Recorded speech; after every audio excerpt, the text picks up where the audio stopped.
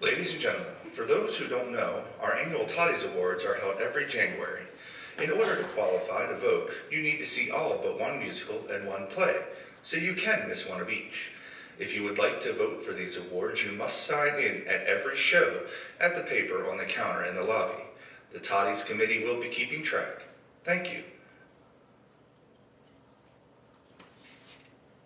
Greetings, ladies and gentlemen, and welcome to the Guile Performing Arts Center for tonight's production of The Importance of Being Earnest, directed by Martha Oliver, with Assistant Director Tina Lapidi Stewart. At this time, we ask that you turn off all cell phones and other devices, as video and audio recording of this production is strictly prohibited. There will be a 15-minute intermission, to which you may receive ice cream and refreshments served by the ladies' auxiliary in the apartment area upstairs. All we ask for is a small donation. Our next show is the complete works of Shakespeare, abridged, directed by Andrew Johnson. Show dates are March 19th through the 22nd. Now please, sit back, relax, and enjoy The Importance of Being Earnest.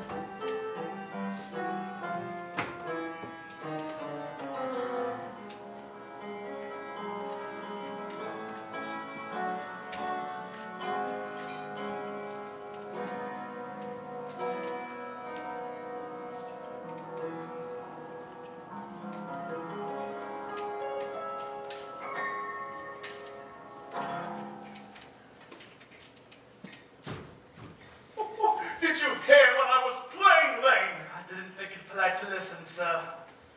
Well, I'm sorry for that for your sake. I don't play accurately. Anyone can play accurately. But I play with wonderful expression. As far as the piano is concerned, sentiment is my forte. I keep science for life. Yes, sir. Speaking of the science of life, have you got the cucumber sandwiches cut for Lady Bracknell? Yes, sir.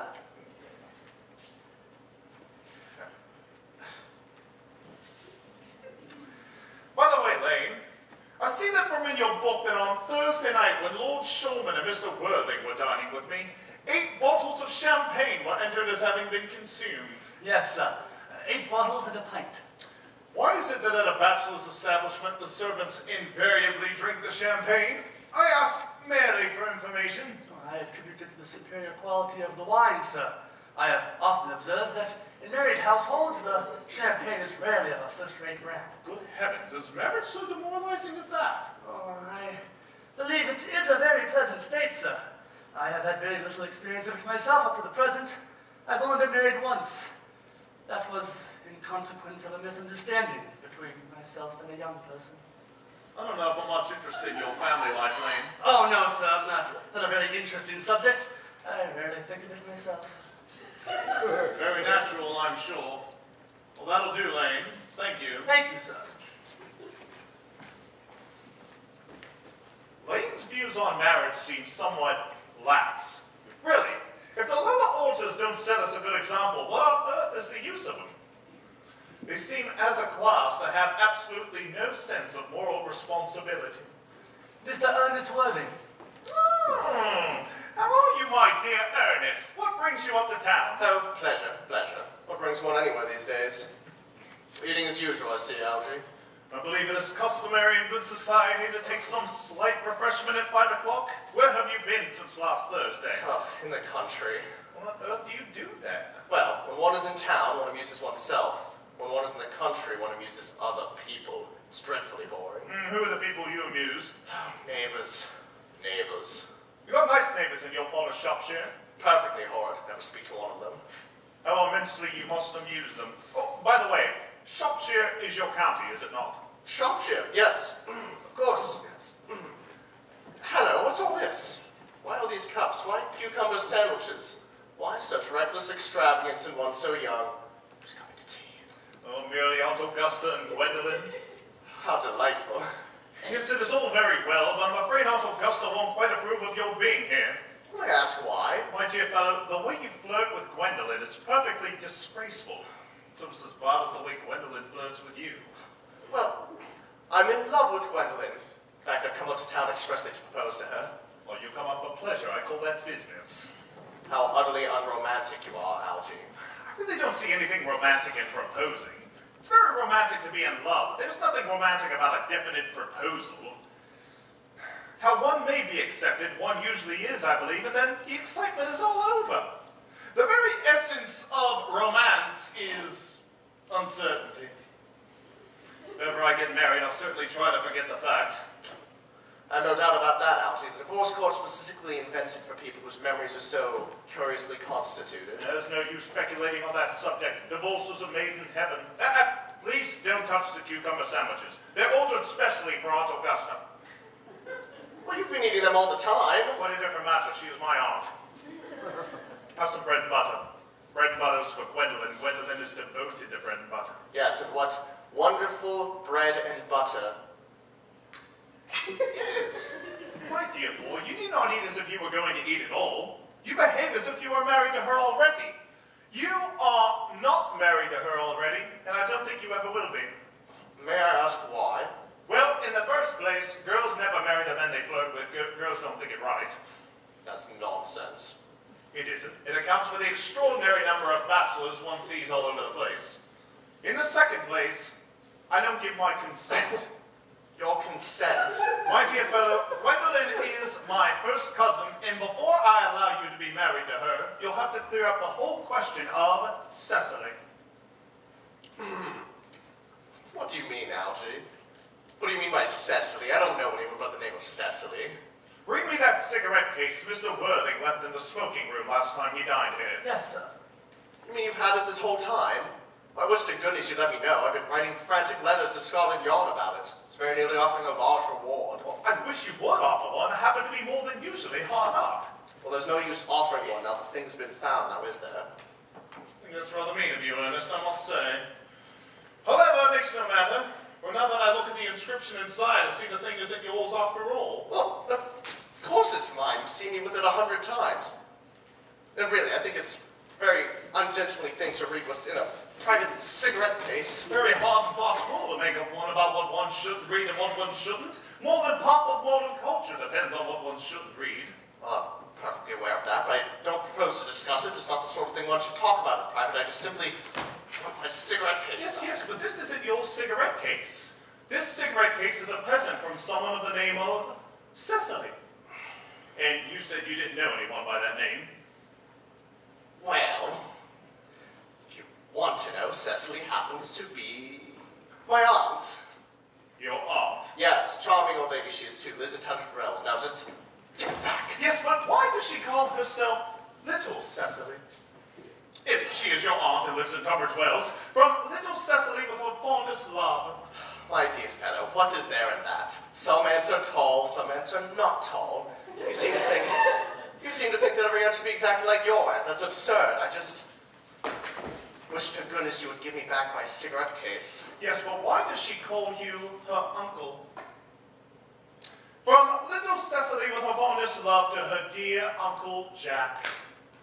Now, there's no objection, I admit, to an aunt being a small aunt. But why an aunt that, no matter what her size may be, should call her own nephew her uncle, I can't quite make out.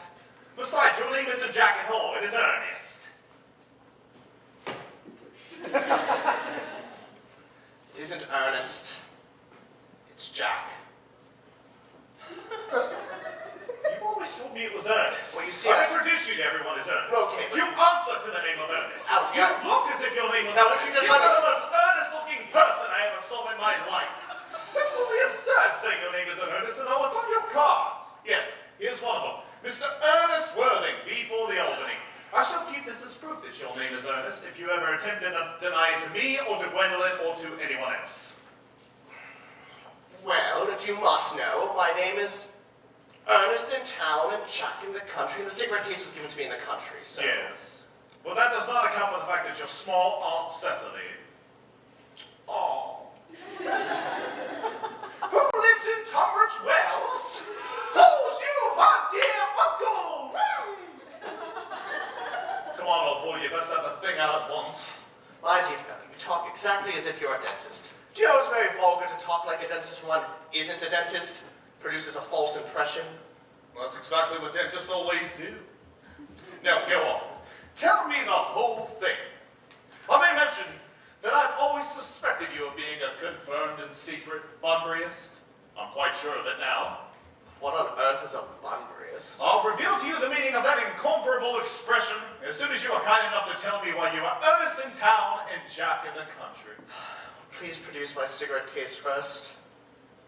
Here it is. Now, produce your explanation, and pray, make it improbable.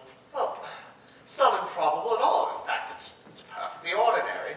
See, when old Mr. Thomas Cardew, who adopted me when I was a boy, adopted me, he made me in his will guardian to his granddaughter, Miss Cecily Cardew. Cecily, who refers to me as uncle for motives of respect that you could not possibly understand, lives with me in the country under the tutelage of her esteemed governess and companion, Miss Prism. Where is that place in the country, by the way? My dear fellow, that's nothing for you to know. In fact, you'll never be invited there. I can tell you quite candidly, it's not in Shropshire. Well, I suspected that, my dear fellow. I Bunburyed all over Shropshire on 2 separate occasions. Now go on. Why are you Ernest in town and Jack in the country? Now really, I don't think you would understand my true motives. You're hardly serious enough.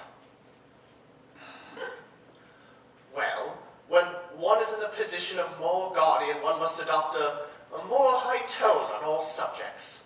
And as a moral high tone is hardly conducive to one's health or one's happiness, I've invented a younger brother by the name of Earnest who lives in the Albany and gets the most dreadful scrapes. And there, that, my friend, is the truth. Pure and simple. The truth is rarely pure and never simple. Modern life would be very tedious if it were either, and modern literature a complete impossibility. That wouldn't all be a bad thing, now would it? Literary criticism is not your forte, dear fellow. Don't try it. You should leave it to people who haven't been at university. They do it so well in the daily papers. What you really are is a Bunburyist. I was quite right in saying you are a Bunburyist. You're one of the most advanced Bunburyists I know. What on earth is a Bunburyist? You have invented a younger brother of the name of Ernest so that you may come up to London as often as you choose. I have created a perfectly invaluable invalid called Bunbury in order that I might go out to the country as often as I'd like. Bunbury is perfectly invaluable. If it wasn't for Bunbury's extraordinary bad health, for instance, I wouldn't be able to dine with you at Willis's tonight, because I've really been engaged to Aunt Augusta for more than a week. Well, except I haven't invited you with me anywhere tonight. I know, you're certainly careless about sending out invitations. Very foolish of you, I must say. Nothing annoys people more than not receiving invitations. Well, really, I think you should dine with your Aunt Augusta tonight. I've not the smallest intention of doing anything of the kind. To begin with, I dine there on Monday, and once a week is quite enough to dine with one's own relations.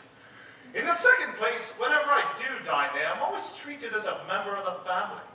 It's sent down with either no woman at all or 2. In the third place, I know perfectly well who she will place me next to tonight. She would place me next to Mary Farquhar, who always flirts with her own husband across the dinner table.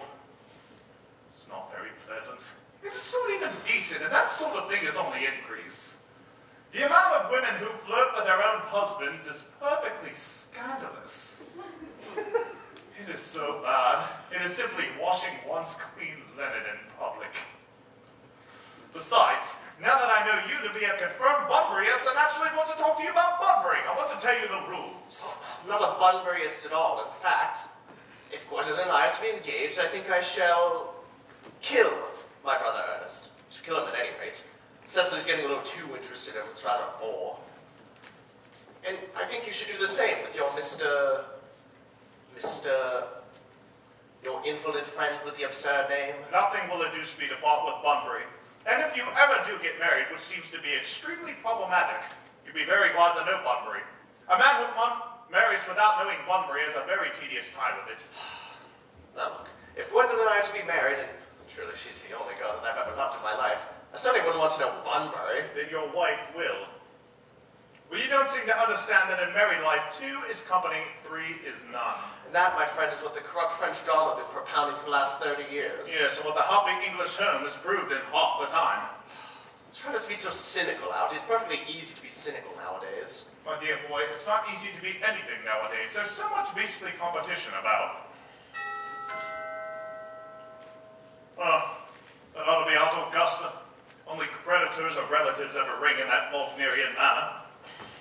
Now, if I get her out of the way for 10 minutes so that you might have an opportunity of proposing to Gwendolyn, might I have the pleasure of dining with you and Willis tonight? All right, if you want to. Yes! But you must be serious about it. I hate people who are not serious about meals. It is so shallow of them. Lady Bracknell and Miss Fairfax. Good afternoon, dear Algernon. I hope you are behaving very well. I'm feeling very well, Aunt Augusta. Well, that's not quite the same thing. In fact, the two rarely go together. Dear me, you are smart. I'm always smart. Aren't I, Mr. Worthing? Oh, you are absolutely perfect, Miss Fairfax. Oh, I hope I'm not that. It will leave so little room for developments, and I plan to develop in many directions. I hope we are not late, Algernon, but I was obliged to call on dear Lady Harbury. I hadn't been there since her poor husband's death. I never saw a woman so altered. She looked quite 20 years younger. And now I'll have a cup of tea and one of those nice cucumber sandwiches you promised me. Yes, Aunt Augusta. Won't you come and sit here, Gwendolyn? Thanks, Mamma. I'm quite comfortable where I am. Good heavens, Lane, why are there no cucumber sandwiches? I ordered them specially. There were no cucumbers in the market this morning, sir. I went down twice. No cucumbers? No cucumbers, not even for ready money. That'll do, Lane. Thank you. Thank you, sir. Greatly distressed about there being no cucumbers, Aunt Augusta, not even for ready money. Oh, it makes no matter, Algernon. I had some crumpets with Lady Harbury, who, it seems to me, is living entirely for pleasure now. I hear her hair has turned quite gold from grief. It certainly has changed its color.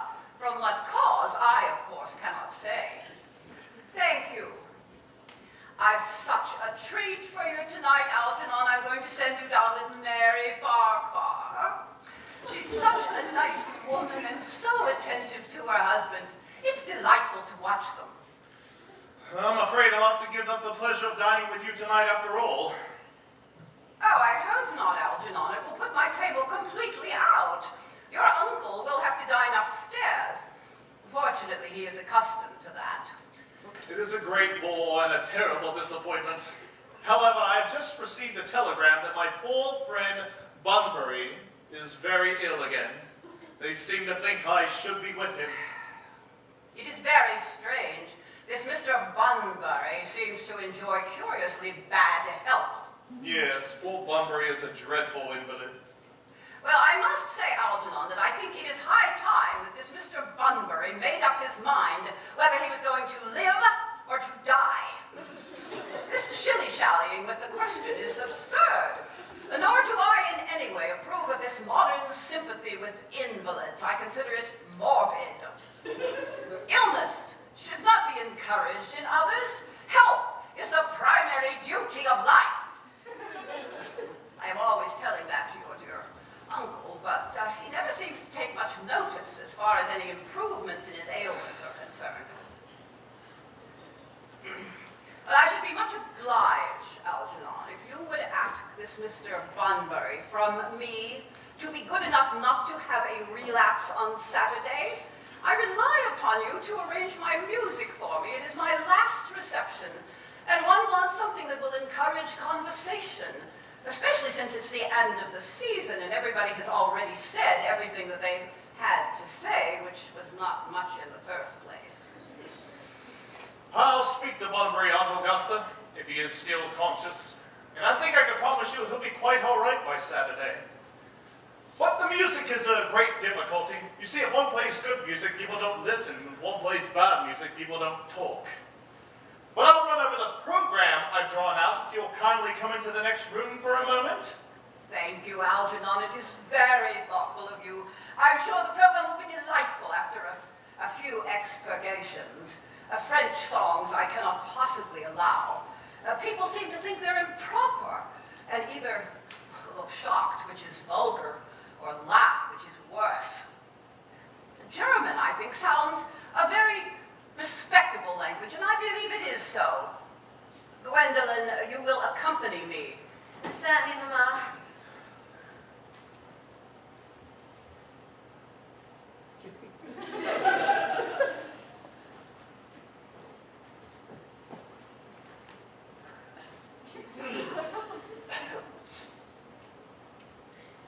Charming day it is today, Miss Fairfax, isn't it? Pray don't talk to me about the weather, Mr. Worthing. Or whenever people talk to me about the weather, I fear they mean something else entirely, and that makes me so nervous. I do mean something else. I thought so. In fact, I'm never wrong. And I thought that we would take advantage of Lady Bracknell's temporary absence. I would advise you to do so. Mamma has a way of coming back suddenly into a room in a way that I've had to often speak with her about. Miss Fairfax, ever since I've met you, I've adored you more than any other girl I've ever met since I've met you. Oh, yes, I'm well aware of the fact. And I have wished that in public, at any rate, you had been more demonstrative. For me, you've held an irresistible fascination. Why, even before I met you, I was far from indifferent to you. We live, Mr. Worthing, in an age of ideals. The fact is mentioned in the more expensive monthly magazines and has reached the provincial pulpits, I am told. And it's always been an ideal of mine, to love a man by the name of Earnest. Oh, there is something in the name that inspires absolute confidence. Why, from the moment Algernon first mentioned to me that he had a friend called Earnest, I knew I was destined to love you. You mean you do love me? Passionately. Oh, darling, you have no idea how happy you've made me. Oh, my own Earnest. But you don't mean to say that if my name wasn't Earnest, that you couldn't love me? But your name is Earnest. Suppose for a moment that it wasn't. That is purely a metaphysical speculation, and like most metaphysical speculations, has very little reference to do with the facts of actual real life as we know it. Well, really, I don't think I like the name Earnest at all. In fact, I don't think it suits me. It suits you perfectly. It's a divine name. It has a music of its own. It produces vibrations.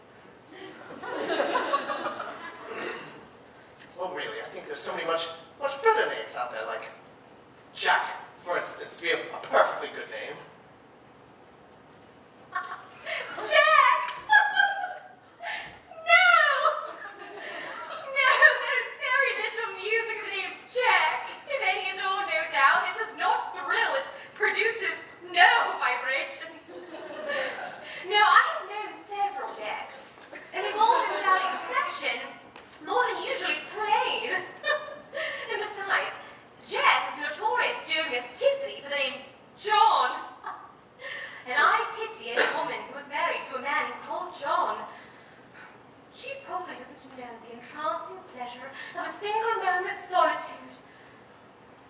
no, the only safe name is Earnest. I must be christened at once. We must be married at once. Married, Mr. Worthing? Yes. I've said I love you, and you expressed you're not completely indifferent to me, so... Well, I adore you, but you haven't proposed to me yet. Well, nothing's been said at all about marriage. The subject hasn't even been touched on. Oh. Well, may I propose to you now? That would be an admirable opportunity. And to spare you any potential disappointment, I think it's only fair to be quite frank and inform you beforehand that I'm fully determined to accept you. Gwendolyn. Yes, Mr. Worthing. What have you got to say to me? Well, you already know what I have to say to you. Yes, but you don't say it.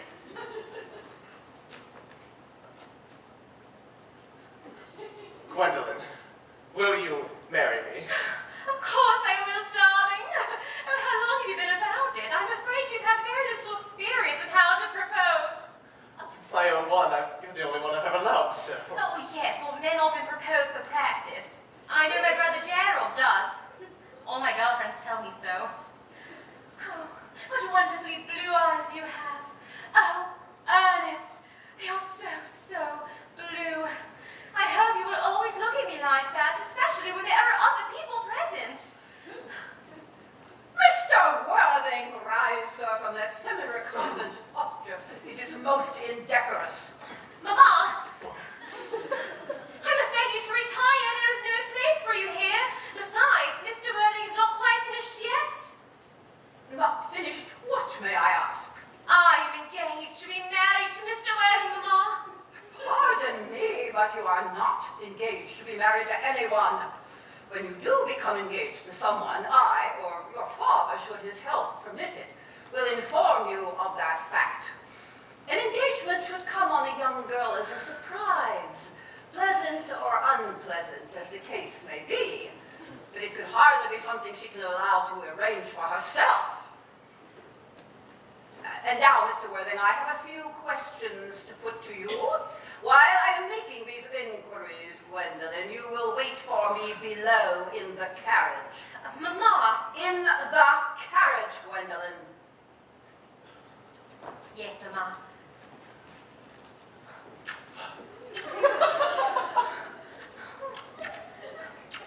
The carriage, Gwendolyn. You may take a seat, Mr. Worthing. Thank you, Lady Bracknell. I prefer to stand. I feel bound to tell you that you are not down on my list of eligible young men, although I have the same list the dear Duchess of Bolton does. We work together, in fact. However, I am prepared to enter your name should your answers be what a truly affectionate mother requires. Do you smoke? Well, yes, I must admit, I do smoke. I am glad to hear it. A man should always have some occupation. There are far too many idle men in London. How old are you? 29. Ah, a very good age to be married at. I'm of the opinion that a man who desires to marry should know either everything or nothing. Which do you know?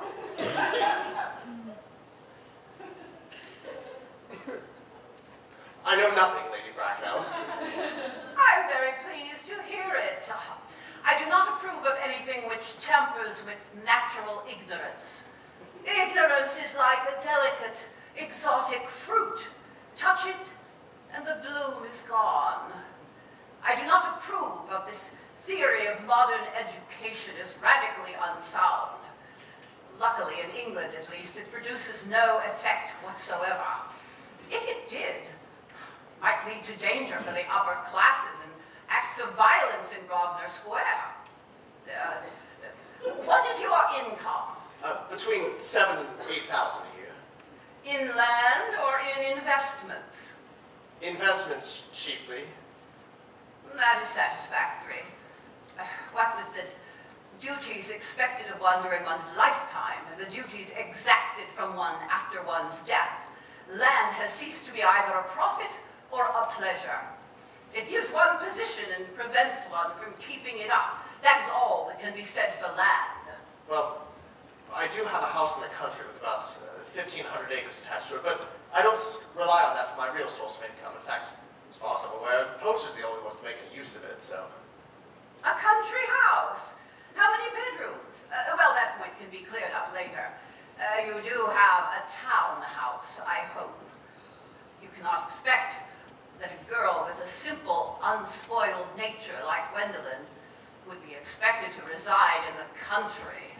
Well, I do have a house on Belgrave Square, which is by the year to Lady Bloxham, but I can get it back in 6 months' notice. Lady Bloxham? I don't know her. Yes, she's a kindly old woman, considerably advanced in years. Ah, nowadays that is no guarantee of respectability of character. What number in Belgrave Square? 149? Oh, the unfashionable side. I knew there was something. However, that can easily be altered. The fashion or the side? Well, either, I presume. What are your politics? Well, I'm afraid I don't have very many. I'm a liberal unionist. Oh, they count as Tories. They dine with us, or at least come round in the evening. Well, now to minor matters. Are your parents living? Well, unfortunately, I don't really have any. I've lost both of my parents. To lose one parent might be regarded as a misfortune. To lose both of them seems like carelessness. Who was your father? He was evidently a man of some wealth. Was he born in what the radical papers call the purple of commerce, or did he rise from the ranks of the aristocracy? Well, I say that I've lost my parents, but it's nearer to the truth to say that, well, they lost me. I was found. Found? Yes, found by the late Mr. Thomas Cardew. He's a kindly, charitable old gentleman who found me when I was a baby. He named me Worthing after a first-class ticket he had to a place called Worthing. It was a seaside resort in Sussex. Where did this kindly gentleman who had a first-class ticket to Worthing in his pocket find you? In a handbag? A handbag? Yes, an ordinary leather handbag with black handles on the top.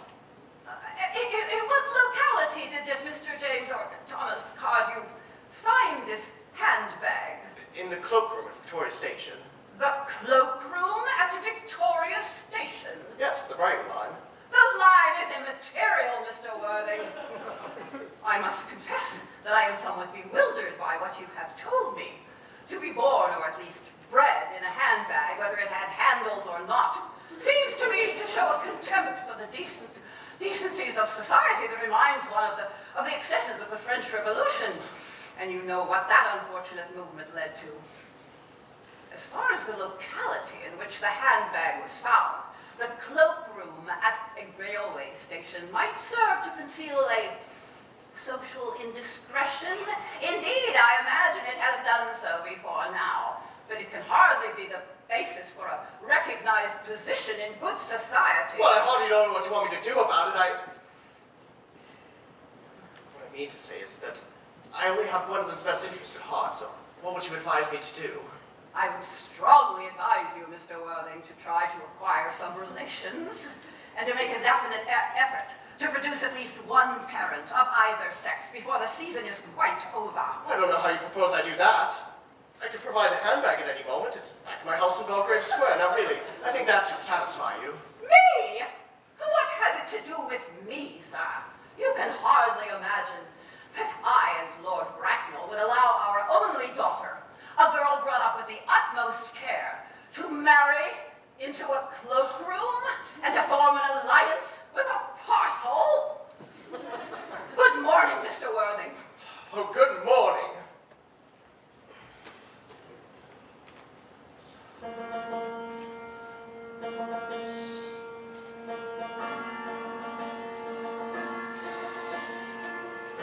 Algie, would you cut out that ghastly tune? How idiotic you are.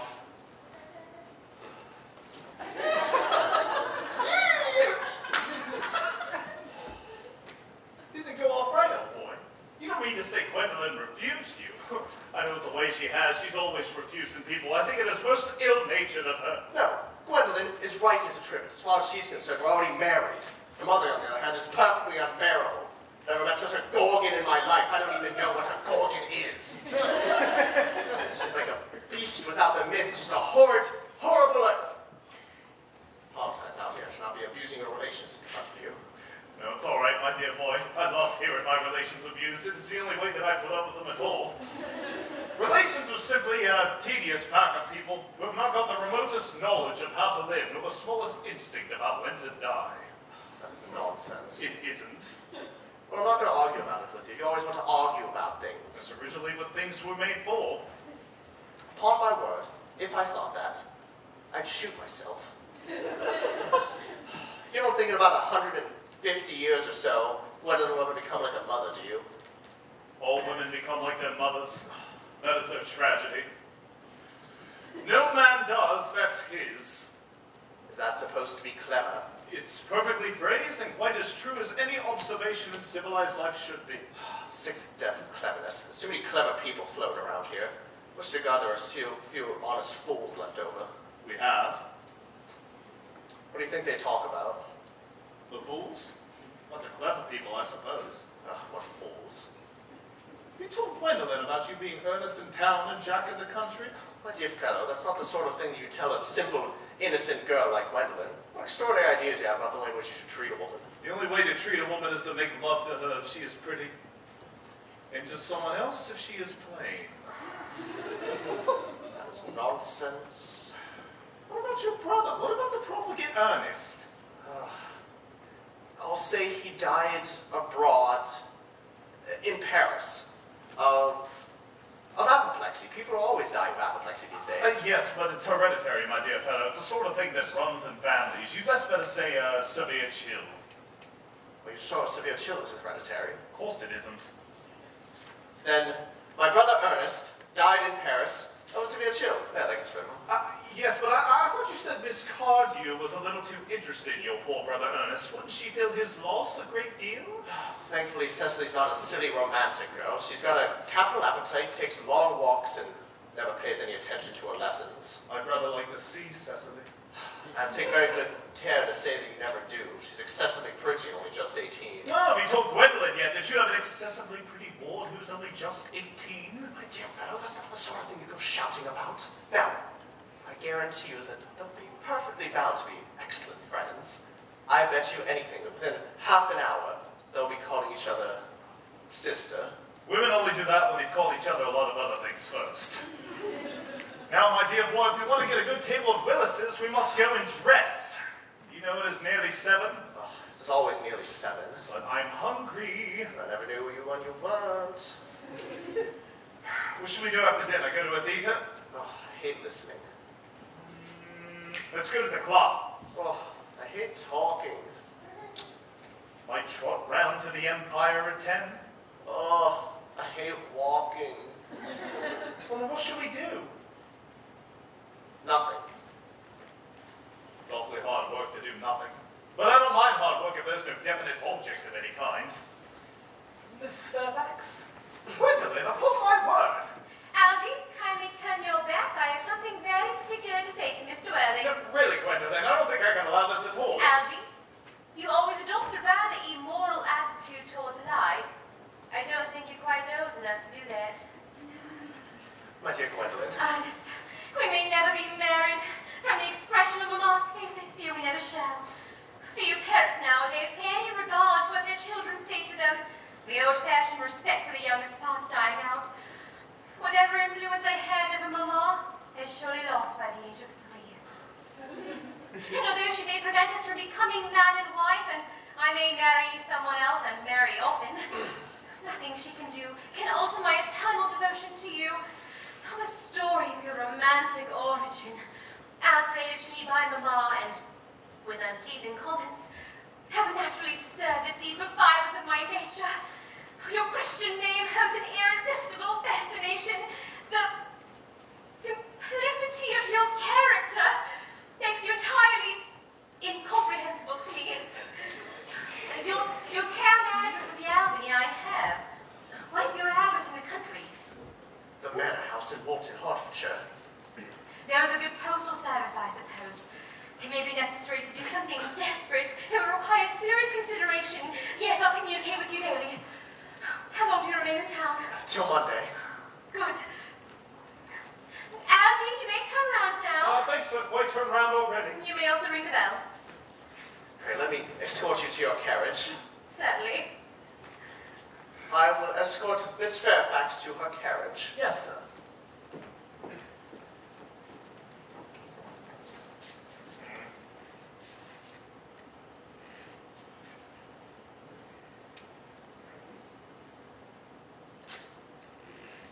A glass of sherry, Lane. Yes, sir. Tomorrow, Lane, I'm going Bunbury. Yes, sir.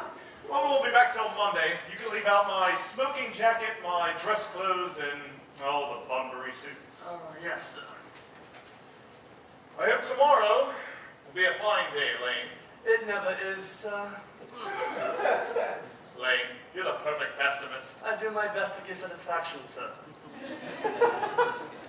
Now there's a smart, sensible girl, the only girl I've ever loved in my life. What has you so amused? Oh, I'm just a little anxious about poor Bunbury, that's all. You better take care of yourself. Your friend Bunbury's going to get you in a serious scrape one of these days. I love scrapes. They're the only things that are never serious. You never say anything but nonsense. Nobody ever does.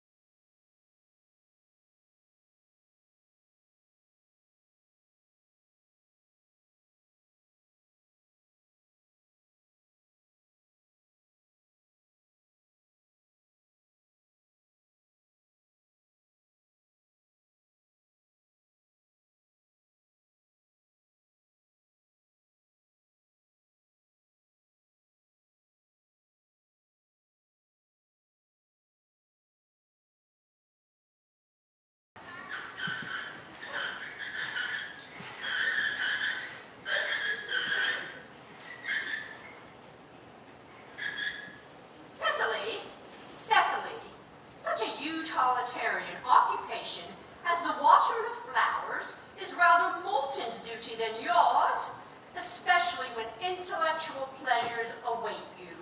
Your German grammar is on the table. Pray open it to page 15. We will repeat yesterday's lesson. But I don't like German. It isn't at all a becoming language. I know perfectly well that I look quite plain after my German lesson. Child, you know how anxious your guardian is that you should improve yourself in every way. He laid particular stress on your German as he was leaving for town yesterday. Indeed, he always lays stress on your German when he leaves for town. Uncle Jack is so very serious. Sometimes I think he's so serious that he cannot be quite well. Your guardian enjoys the best of health. His quality and demeanor is to be commended, especially in someone comparatively as young as he is. Why, I don't know anyone with a higher sense of duty or responsibilities. Well, I suppose that is why he often looks a little bored when we three are together. Cecily, Mr. Worthing has many troubles in his life. Idle merriment and triviality have no place in his conversation. And you know his constant anxiety over that unfortunate young man, his brother. I wish that Uncle Jack would allow that unfortunate young man, his brother, to come down here sometimes. We might be a good influence over him, Miss Prism. I'm sure you certainly would be. Well, you know German and geology and things of that kind influence man very much. Oh no, I don't think that even I could have an effect on a character who, according to his own brother's admission, is irretrievably weak and vacillating. In fact, I don't have a desire to reclaim him. I'm much in favor of this modern mania of turning bad people into good people at a moment's notice. As a man sows, so shall he reap. Cecily, put away your diary. I don't know why you keep a diary at all. I keep a diary in order to enter all the wonderful secrets of my life. If I didn't write them down, I should probably forget all about them. Oh, but Cecily, memory is the diary that we all carry about with us. Yes, but it usually chronicles the things that have never happened and couldn't possibly have happened. Well, I believe that memory is responsible for nearly all the 3-volume novels that Maudie sends us. Oh, don't speak so slightingly of the 3-volume novel, Cecily. I wrote one myself in younger days. Did you really, Miss Prism? Well, how wonderfully clever you are. I hope it did not end happily. I don't like novels that end happily. They depress me so much. Well, the good ended happily, and the bad unhappily. That is what fiction means. Well, I suppose so. But it seems very unfair. Was your novel ever published? Alas, no. Unfortunately, the manuscript was abandoned, and I use that term in the sense of lost or mislaid. Now back to your work. These speculations are profitless.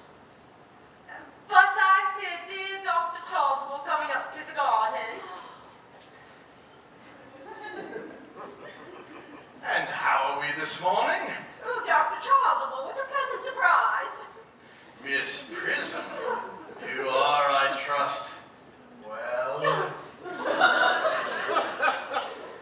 Miss Prism has just been complaining of a slight headache. I think it would do her so much good to have a short stroll with you in the park, Dr. Chasuble. Cecily, I don't remember mentioning anything about a headache.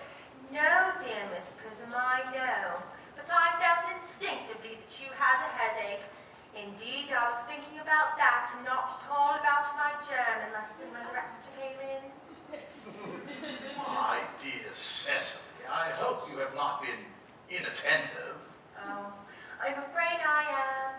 That is strange. If I were fortunate enough to be one of Miss Prism's pupils, I would hang upon her lips. I spoke metaphorically, of course. Metaphor being drawn from the bees. Has Mr. Worthing returned from town yet? No, we don't expect until Monday afternoon. Ah, yes, he is one of those gentlemen who prefers to spend his Sundays in London.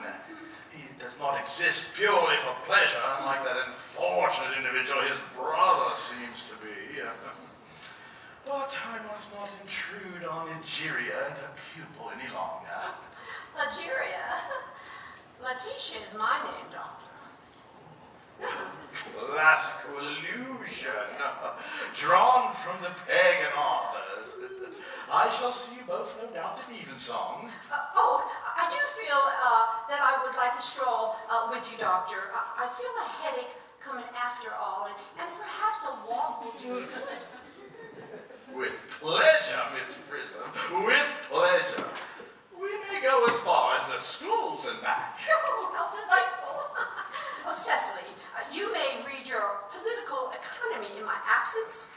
The chapter on the fall of the rupee, you may omit. I find it somewhat sensational. Those metallic problems, well, they have their melodramatic sides.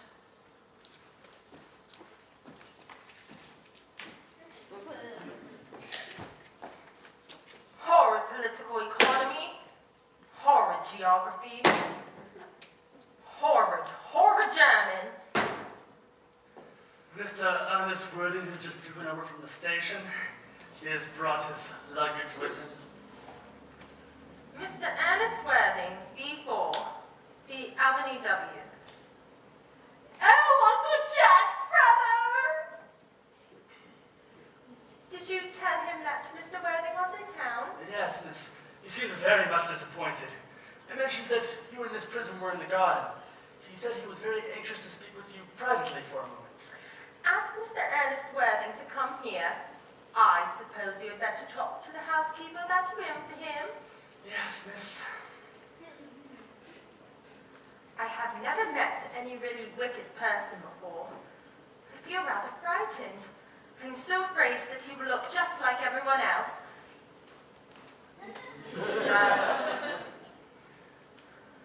You are my little cousin Cecily, I'm sure. You must be under some strange mistake. I'm not little. In fact, I believe I'm more than usually tall for my age.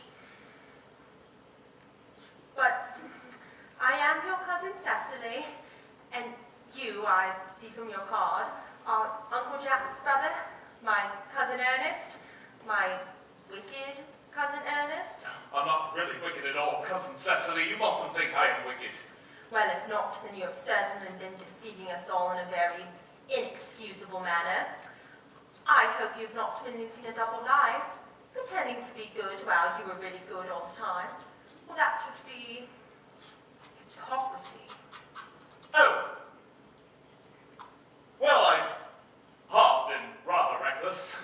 I'm glad to hear it. In fact, now that you mention the subject, I've been very bad. In my own small way.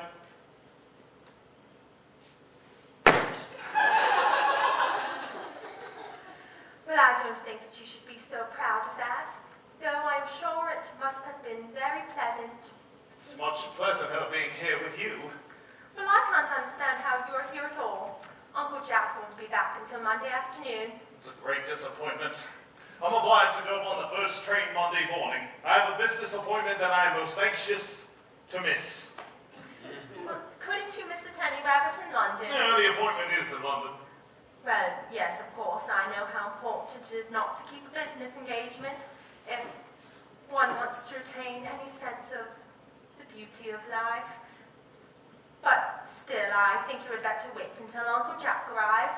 I know he wants to speak to you about your emigrating. About my what? You're emigrating. He's gone up to buy your outfit. Certainly wouldn't let Jack buy my outfits. He has no taste in neckties at all. Well, I don't think that you will require neckties. Uncle Jack is sending you to Australia. Australia? I'd sooner die. Well, he said at dinner on Wednesday night that you would either have to choose between this world, the next world, and Australia. Oh, well, the accounts I have received of Australia and the next world are not particularly encouraging.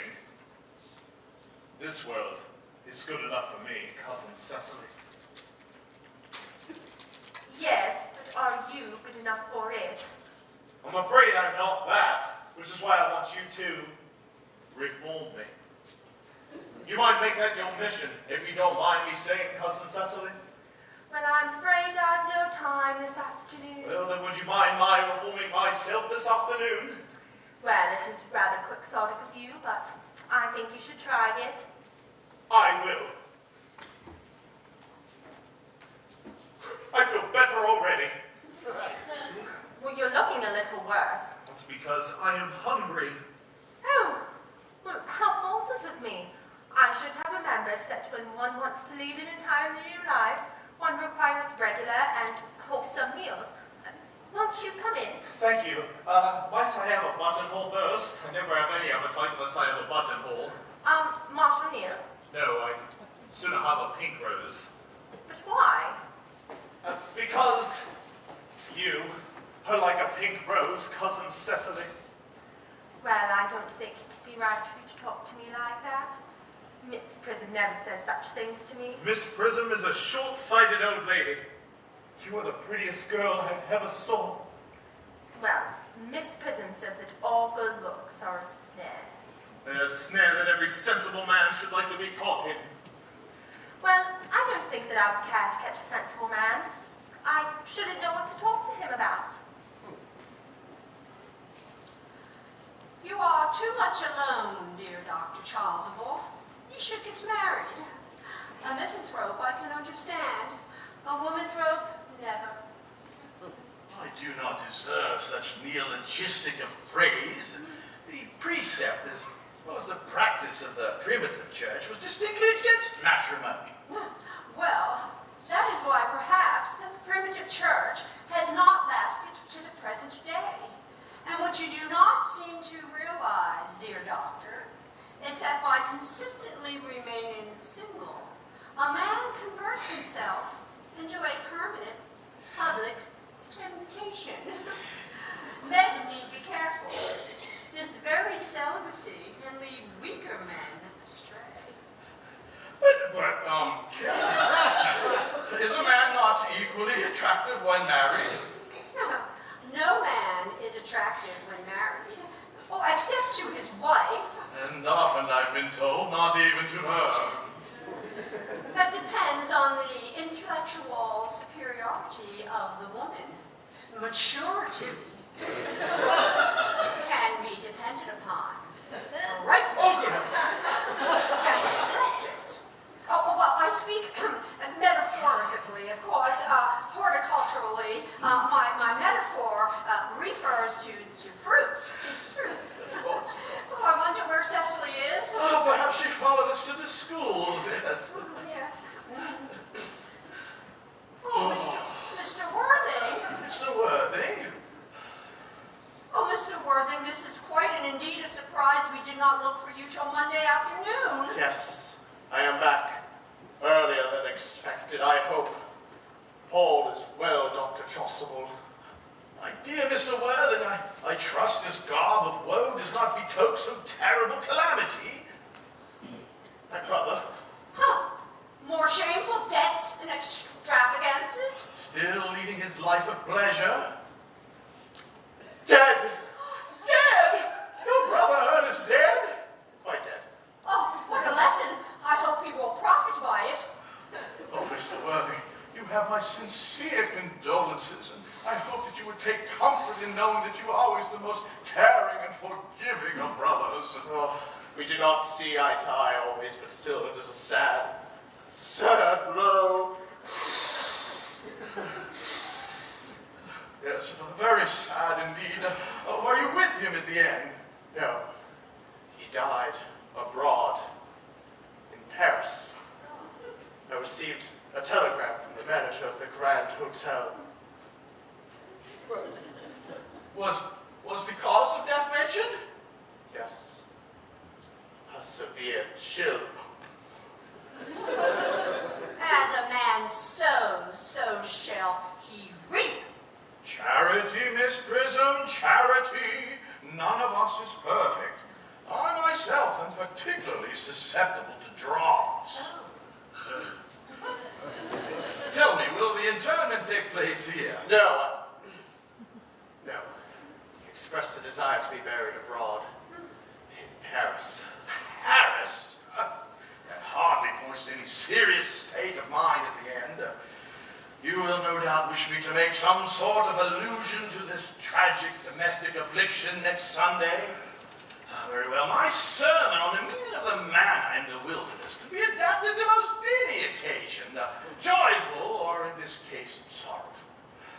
I have preached it at harvest celebrations, christenings, confirmations, days of humiliation, and festal days. The last time I spoke, it was at the cathedral as a charity sermon for the Society for the Prevention of Discontent among the upper orders.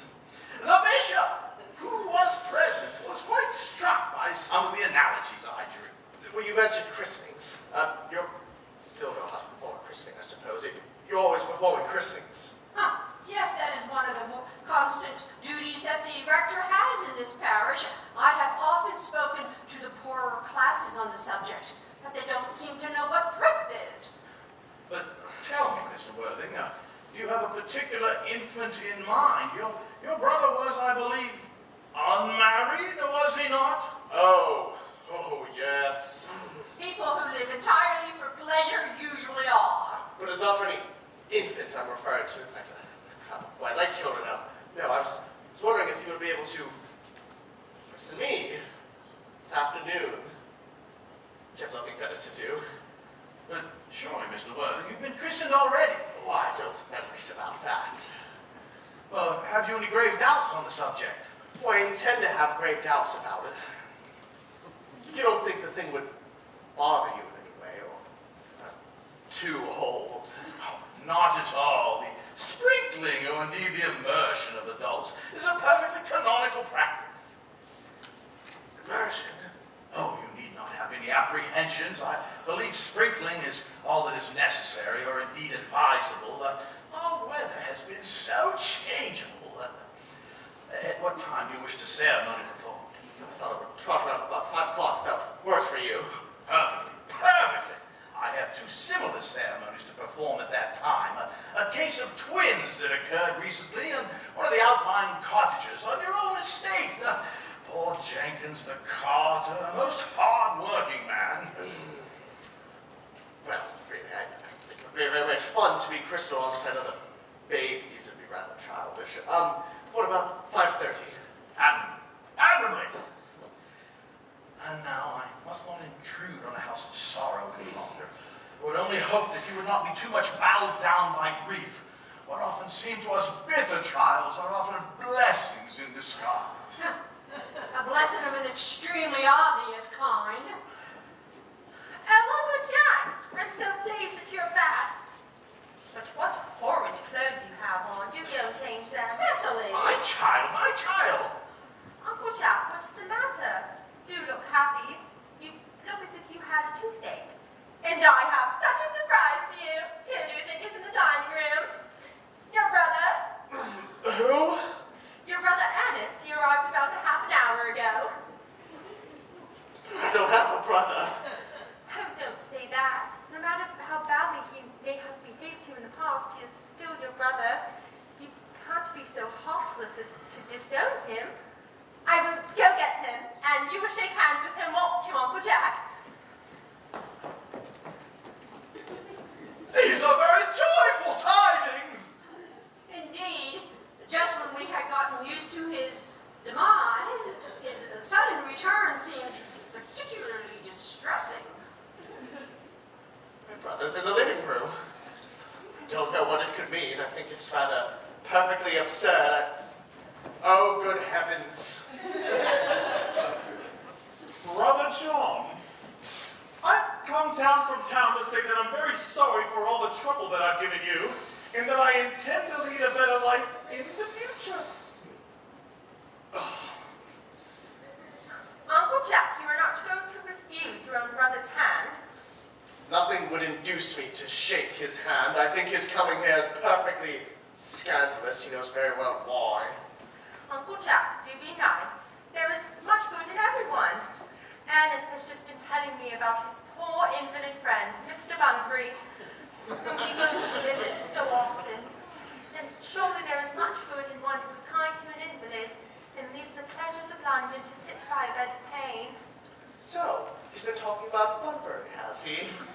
Oh yes, he's been telling me all about poor Mr. Bunbury and his terrible state of health. Well, I won't have him talking about Bunbury or anything else. Stuff's driving perfectly frantic. Of course I admit the fault is all on my side, but I must say I find Brother John's coldness to me to be peculiarly painful.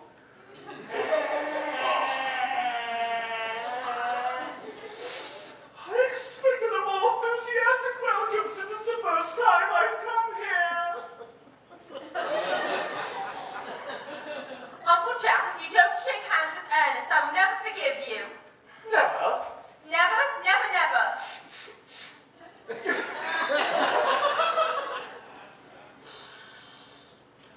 It'll be the last time I ever do such a thing. Have you ever seen a more perfect reconciliation? I think we should leave the 2 brothers together. Cecily, you will come with us. Certainly, Miss Prism. My little task of reconciliation is over. You have done a beautiful action today, dear child. Huh, I wouldn't be too premature in our judgments.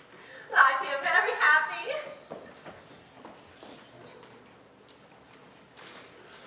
You don't sound, I suppose you have No right bunkering here. I've put Mr. Earnest's things in the room next to yours, sir. I suppose that is all right. What? Mr. Earnest's luggage, sir. I've unpacked it and put it in the room next to your own. His luggage? Yes, sir. 3 portmanteaus, a dressing case, 2 hat boxes, and a large luncheon basket. I'm afraid it can't stay more than a week this time. Baron, please order the dog cart. Mr. Earnest has been suddenly called back to town. Yes, sir. Fearful lion you are, Jack. I haven't been called back to town at all. Yes, you have. I didn't hear anyone call me. Your duty as a gentleman calls you back. My duty as a gentleman has never interfered with my pleasures in the smallest degree. Well, I have no doubts about that. Well, Cecily is a darling. I won't have you talk about Cecily like that. I don't like it. So I don't like your clothes. Why don't you go up and change? You look perfectly ridiculous in them. It's perfectly foolish of you to be in deep mourning while someone is staying with you in your house as a guest. I call it grotesque. You're not staying in my house as a guest or anything. You're leaving by the 4-5 train. I certainly won't leave you as long as you were in mourning. It'd be most unfriendly. If I were in mourning, you'd stay with me, I should fancy. I think it'd be most unkind if you didn't. Well, will you go if I change my clothes? Yes, if you were not too long. I never saw someone take so long to dress with such little result. It's always better than being overdressed as you are. If I am occasionally overdressed, I make up for it for being always immensely educated. Your vanity is ridiculous. Your conduct an outrage, and your presence in my garden is perfectly absurd. Now, you have to catch a train back to town, and I hope you have a wonderful trip of it. This bunburying, as you've called it, has not been such a great success for you. Well, I think it has been a great success. I am in love with Cecily. And that is everything. But I must see her again before I go, and make arrangements for another bunbury. Oh, there she is. Oh, I merely came back to water the roses. I thought you were with Uncle Jack. He's going to order the dog cart for me. Oh, is he going to take you for a nice drive? He's going to send me away. Then, have we got to part? I'm afraid so. It is a very painful parting. It is always painful to part from anyone whom one has known for a very brief space of time. The absence of old friends one can observe with equanimity, but even a momentary separation from anyone whom one has just been introduced is almost unbearable. Thank you. The dog cart is at the door, sir. It can wait, Mary Mum, for 5 minutes. Yes, yes. I hope, Cecily, I shall not offend you if I state quite frankly and openly that you seem to be in every way the visual personification of absolute perfection. Well, I think your frankness does you great credit, Ernest. If you will allow me, I will copy your remarks into my diary. Do you really keep a diary? I give anything to look at it, may I? Oh, no. You see, it is simply a young girl's record of her own thoughts and impressions, and consequently meant for publication. When it appears in volume form, I hope you will alter a copy. But pray, Ernest, don't stop. I delight in taking down from dictation. I have reached absolute perfection. You may go on, I am quite ready for more.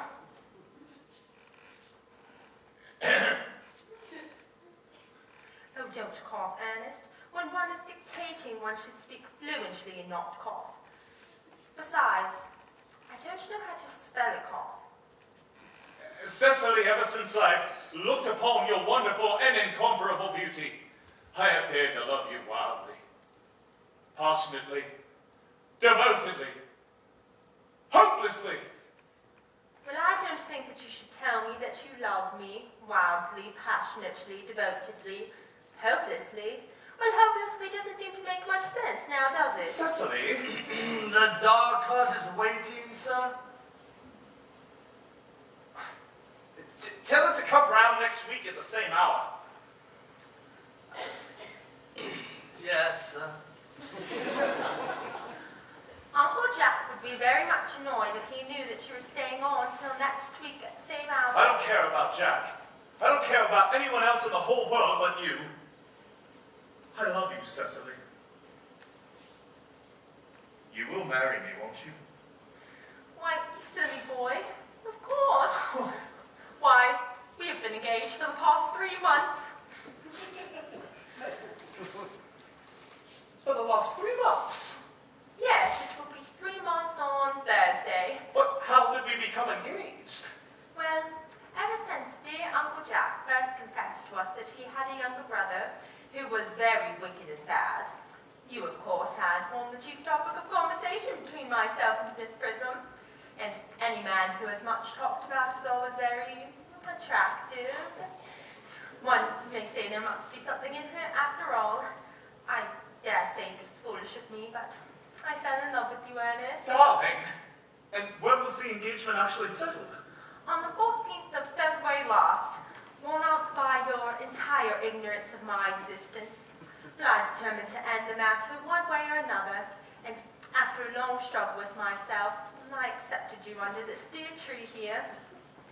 And the next day I bought this little ring in your name. And here is the bangle with the true lover's knot that I promised you always to wear.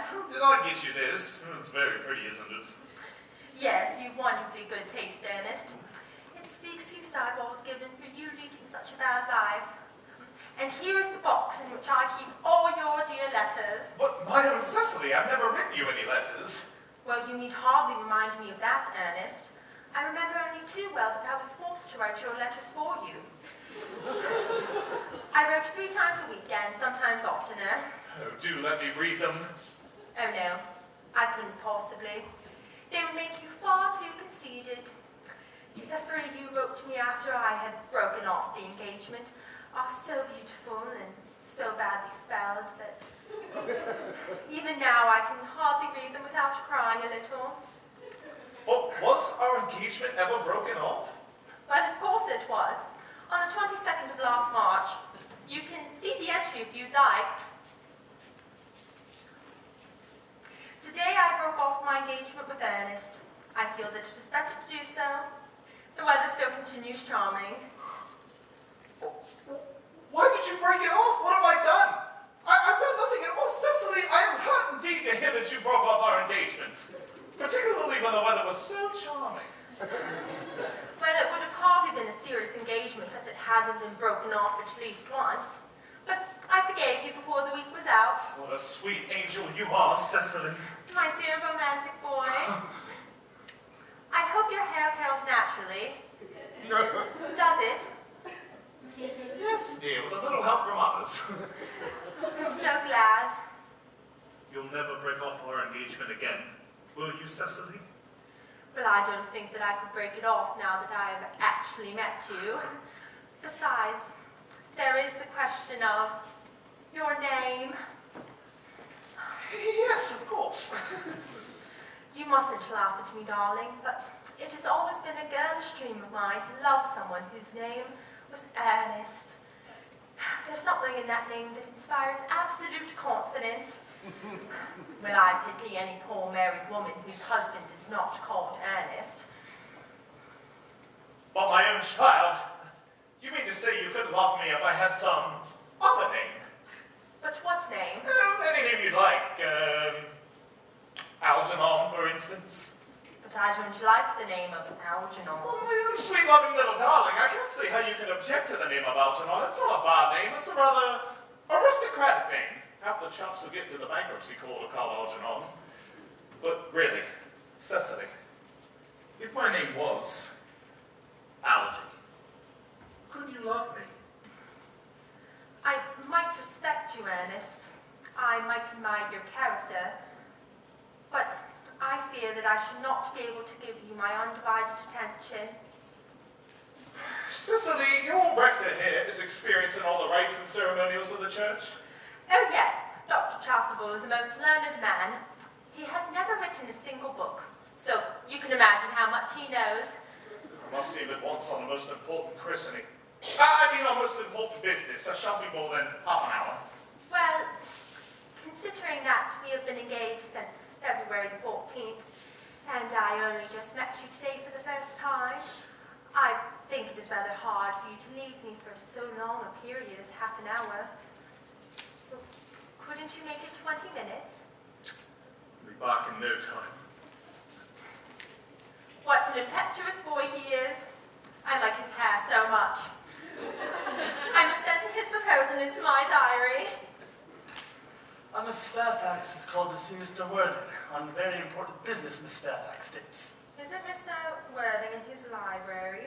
Mr. Worthing went over in the direction of the rectory some time ago. Pray, ask the lady to come out here. Mr. Worthing's sure to be back soon. And you can bring tea. Yes, miss. Miss Fairfax, I suppose one of the many good elderly women who are associated with Uncle Jack in some of his philanthropic work in London. I don't quite like women who are interested in philanthropic work. I think it is so forward of them. Miss Fairfax? Pray, let me introduce myself. My name is Cecily Cardew. Cecily Cardew, what a very sweet name. Something tells me we're going to be great friends. I already like you more than I can say. And my first impressions of people are never wrong. Well, how nice of you to like me so much after we've known each other such a comparatively short time. Pray sit down. I may call you Cecily, may I not? With pleasure. And you will always call me Gwendolyn, won't you? If you'd wish. Well, then that's quite settled, is it not? I hope so. I suppose now might be a favourable opportunity of mentioning who I am. My father is Lord Bracknell. You've never heard of Papa, I suppose? No, I don't think so. Outside the family circle, Papa, I'm glad to say, is entirely unknown. I think that's quite how it should be. The home seems to be a proper sphere for the man.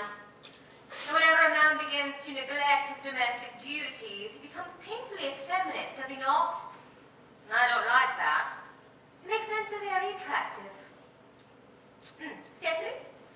A mamma, whose views on education are remarkably strict, has brought me up to be extremely short-sighted. It's part of her system.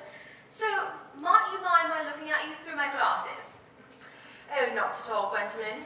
I'm very fond of being looked at.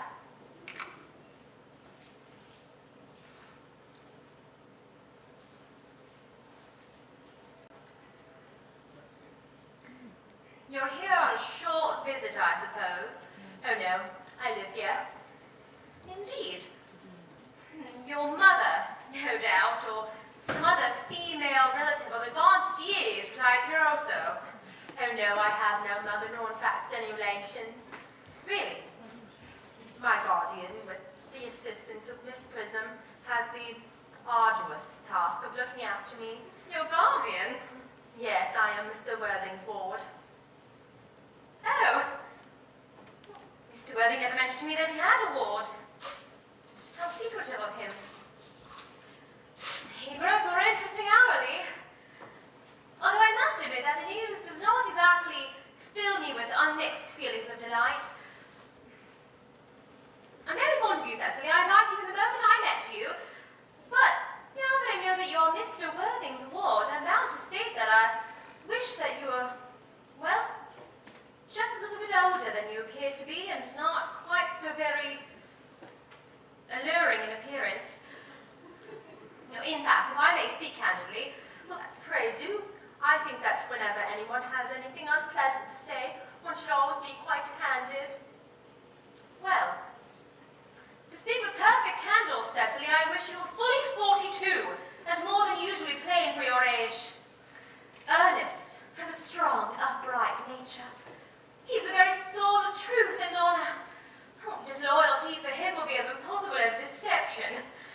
But even men of the highest possible moral character can be extremely susceptible to the influence of the physical charms of others. Modern, no less than ancient, history provides us with many most painful examples of what I refer to. If not, history would be quite unreadable. I beg your pardon, Gwendolyn, but did you say Ernest? Yes. Oh, but it's not Mr. Earnest Worthing who is my guardian. It is his brother, his elder brother. Oh. Alan has never mentioned to me that he had a brother. Well, I am sorry to say that they have not been on very good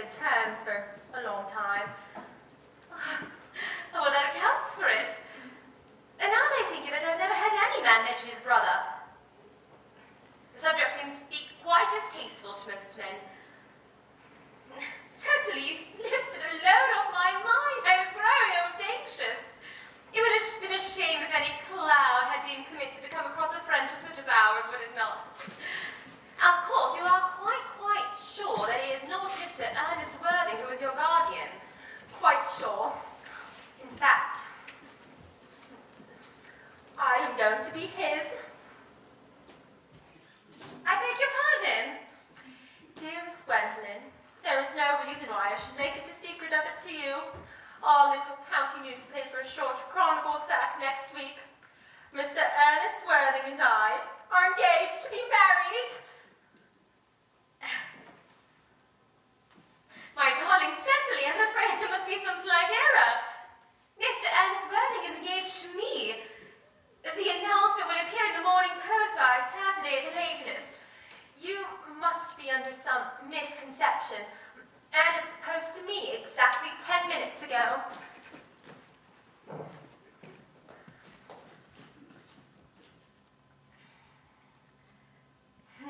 Certainly very curious. For Mr. Earnest Worthing proposed to me yesterday afternoon at 5:30. If you care to verify the incident.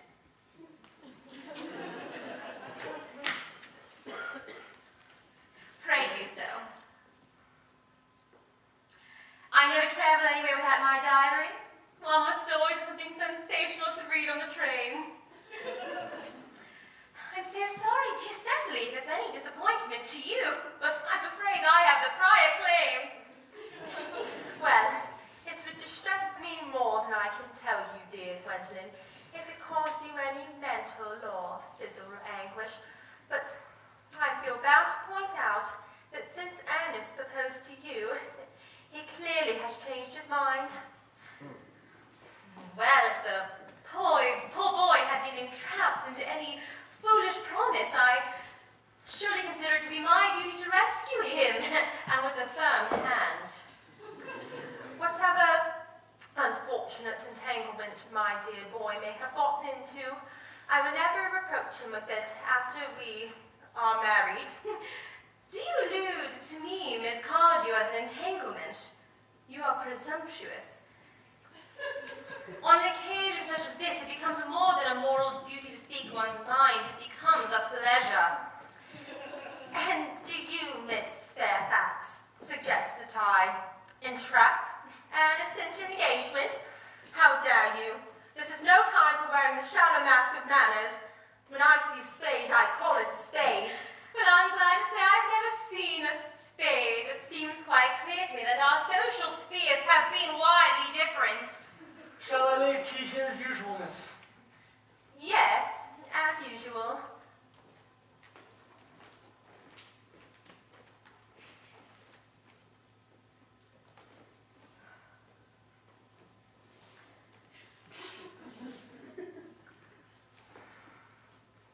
Are there many interesting walks in the vicinity, Miss Cardew? Yes, a great many. From the top of one of the hills quite close, one can see 5 counties. 5 counties? I don't think I should like that. I hate crowds. Well, I suppose that is why you live in town. What a well-kept garden this is, Miss Cardew. So glad you like it, Miss Fairfax. I had no idea there were any flowers in the country. Flowers are as common here, Miss Fairfax, as people are in London. Oh, personally, I can't see how anyone manages to exist in the country, if anybody, because anybody does. The country's always bored me to death. Yes, that is what the newspapers call agricultural depression, is it not? The aristocracy is suffering very much from it just at present. It is almost an epidemic amongst them, I have been told. Can I offer you some tea, Miss Fairfax? Yes, thank you. Detestable girl. But I require tea. Sugar? No, thank you. Sugar is not fashionable anymore.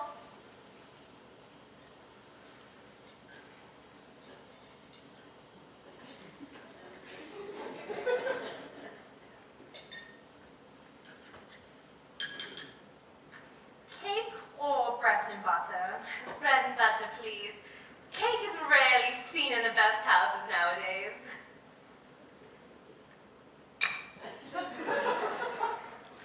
Hand that to Miss Fairfax.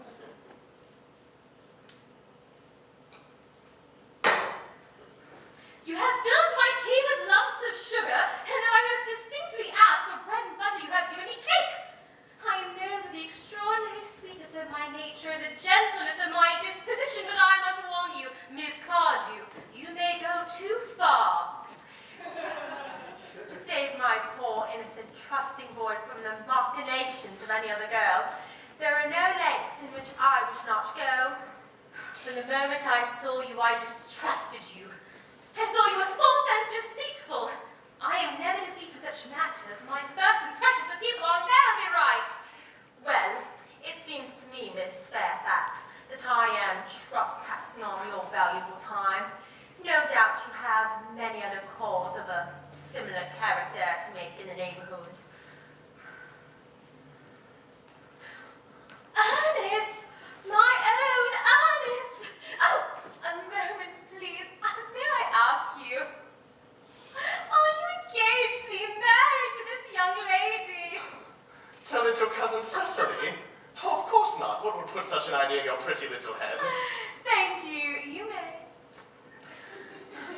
I knew there must be some misunderstanding, Miss Fairfax. The gentleman whose arm is present around your waist is my dear guardian, Mr. John Worthing. I beg your pardon? This is Uncle Jack. Jack! Oh. Here is Ernest. My own love. A moment, Ernest. May I ask you, are you engaged to be married to this young lady? To what young lady? Oh, good heavens, Gwendolyn. Yes, to good heavens, Gwendolyn. I mean, to Gwendolyn. Of course not. What put such an idea into your pretty little head? Thank you. You may. I was afraid there was some slight error miscalled you. The gentleman who is currently embracing you is my cousin, Mr. Algernon Moncrief. Algernon Moncrief? Oh. Are you called Algernon? Cannot deny it. Is your name really John? Well, I can deny it. I can deny anything if I'd like. Yes, it is John. It's been John for years. A gross deception has been practiced on both of us. Oh, my poor wounded Cecily. My sweet wrong, Gwendolyn. You will call me sister, will you not? There was just one question I would like to be allowed to ask my guardian. Oh, an excellent idea. Mr. Worthing, there was a question I'd like to be permitted to put to you. Where is your brother Ernest? We both appear to be engaged to be married to your brother Ernest, so it's of some vital importance for us to know where your brother Ernest is at present.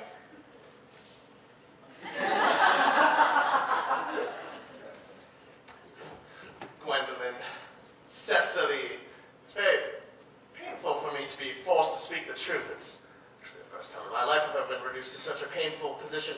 However, I must tell you plainly that I have no brother Ernest. I've never had a brother Ernest, and I never will have a brother Ernest in the future. No brother at all? None. You never a brother of any kind? Not of any kind. Cecily, I think it's quite clear that neither of us are engaged to be married to anyone. It is certainly not a very pleasant position for a young girl to suddenly find herself in, is it? Let us go to the house. They will hardly venture to come after us there. No, men are so cowardly, aren't they?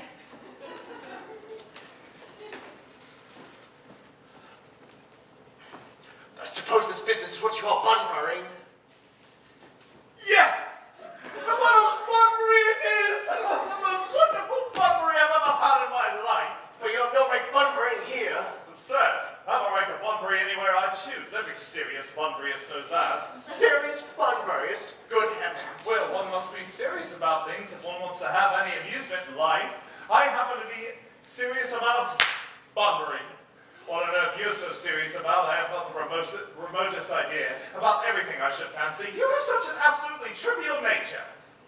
The only small satisfaction I have in the whole of this wretched business is that your friend Bunbury is quite exploded.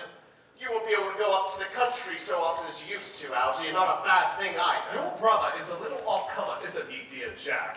You won't be able to disappear up to London quite as often as your wicked custom was, and not a bad thing either. And as for your conduct towards Miss Cardew, I think you're taking in a sweet, simple, innocent girl like that to be perfectly inexcusable, to say nothing of the fact that she's my ward. I can see no possible defense in you taking in a brilliantly clever, thoroughly experienced young lady not like Miss Fairfax, to say nothing of the fact that she is my cousin.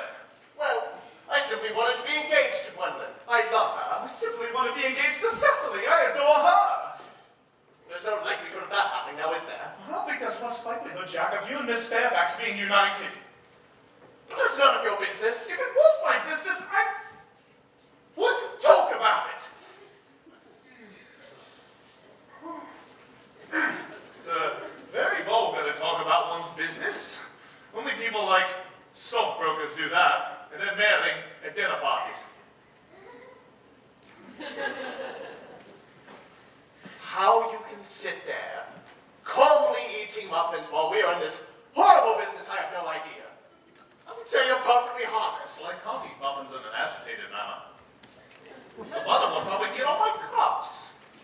One must always eat muffins quite calmly. It is the only way to eat them. I'd say it is you eating muffins and all that's the heartless part. When I'm in trouble, eating is the only thing that consoles me. Indeed, when I'm in really great trouble, if anyone who knows me intimately will tell you, is that I refuse everything except food and drink. But at the current state, I am eating muffins because I am unhappy. So what reason you should be eating in that greedy way? I wish you would have tea cake instead. I don't like tea cake. I suppose man may eat muffins inside his own household. You just said it was perfectly harmless to eat muffins. I said it was perfectly harmless of you to eat muffins considering the circumstances. It's a very different thing for me. That may be, but the muffins are the same. Halgie, I wish to goodness you would go. You can't possibly ask me to go without having some dinner. It's absurd. I never go anywhere without my dinner. Nobody does except vegetarians. Besides, I've just made arrangements with Dr. Chasuble to be christened at 6:15 under the name of Earnest. My dear fellow, the sooner you give up the whole of this nonsense, the better. I myself have made arrangements with Dr. Chasuble to be christened at 5:30, and naturally I will take the name of Earnest. But would wish it. Well, it's likely I've never been christened at all. In fact, there's no evidence to support it. Dr. Chasuble agrees with me. When you've already been christened. Yes, but I've not been christened for years.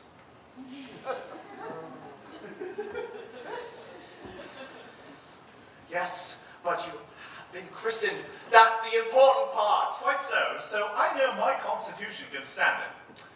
And if you are seriously considering being christened, I think it is most dangerous if you're venturing on it now. It might make you very unwell.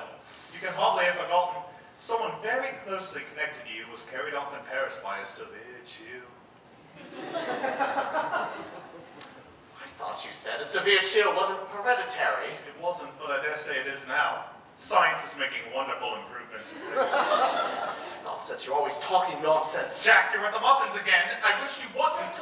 There are only 2 left. I told you I was particularly fond of muffins. Well, I hate tea cake. Why on earth would you allow tea cake to be served to your guests? What ideas you have of hospitality? Halgie, I've already asked you to go. Why won't you go? I haven't finished my tea yet. There is still 1 muffin left.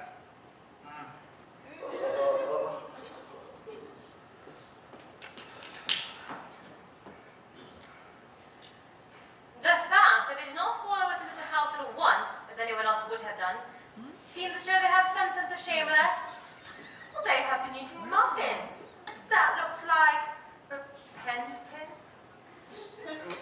They don't seem to notice us at all. Couldn't you cough? But I haven't a cough. Oh, they're looking at us.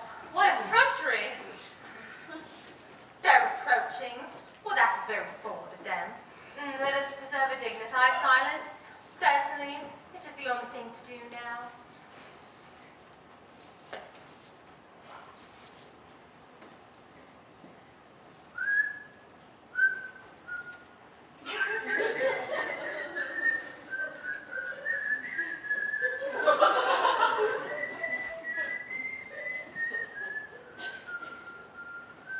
This dignified silence seems to produce a rather unpleasant effect. A most distasteful one.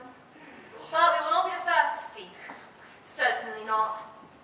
Mr. Worthing, there is something very particular I'd like to ask you. Much depends on your reply. Gwendolyn, your common sense is invaluable. Mr. Moncrief, kindly answer me the following question. Why did you pretend to be my guardian's brother? In in order that I might have an opportunity of meeting you. Ugh.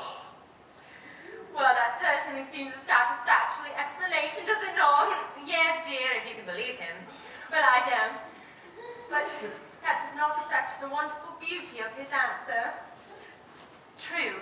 In matters of grave importance, style, not sincerity, is the vital thing. Mr. Worthing, what explanation can you offer to me for having pretended to have a brother?